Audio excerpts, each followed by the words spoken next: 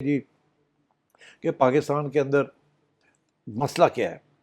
वो कहते हैं सबसे बड़ा मसला पाकिस्तान का ये दो मसले हैं। एक तो ये कहते हैं कि जो हमारी पैदावार है, जिसे आप कह सकते हैं, जो केक बनता है पाकिस्तान के अंदर, वो केक बड़ा छोटा है, वो बढ़ नहीं रहा है और बड़ी स्लो स्पीड पे बढ़ रहा है। अच्छा। वो समझते हैं कि हमारी आबादी जो है वो उससे ज़्यादा बढ़ रही है और इसलिए पर कैपिटा इनकम जो है वो गिर रही है, ये गुर्बत बढ़ रही है। अच्छा। वो तो हम अपने प्रोग्राम में कहते रहते हैं कि जी गुर्बत बढ़ गई, अनएम्प्लॉयमेंट बढ़ गई, तो ये नई बातें नहीं है हमारे लिए।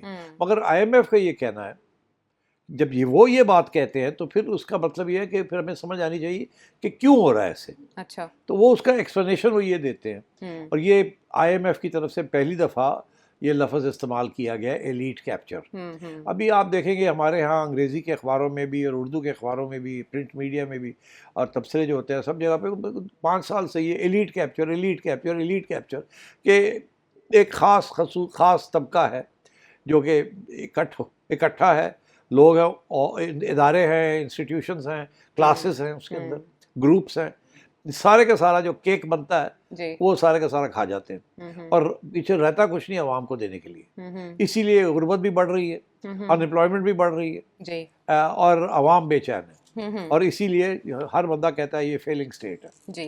अच्छा, वो ये जो एलीट क्या है, इसका ये सबसे पहले ये इसके जिक्र आया था, एक किताब शाया हुई थी UK के अंदर, उसका नाम है गैम्बलिंग विद डेवलपमेंट।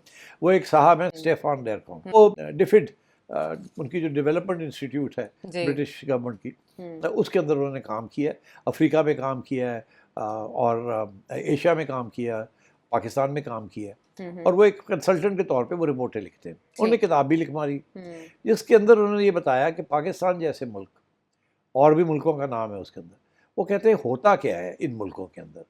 इन मुल्कों के अंदर होता ये है कि 4 या 5 क्लासेस हैं या ग्रुप्स हैं जिन्हें वो कहते हैं ये एलीट है। एलीट का मतलब हुआ ऊपर वाले तबके, खाते पीते लोग।